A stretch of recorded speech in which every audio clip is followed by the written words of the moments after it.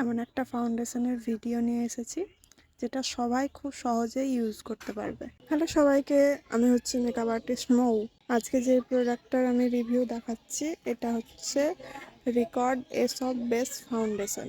আমাকে একজন কমেন্টে বলেছিল এটা ডিটেল ভিডিও শেয়ার করতে, তাই আমি এটা তোমাদের সাথে শেয়ার করছি। এই ফাউন্ডেশনটা আমি 700 টাকায় পেয়েছি।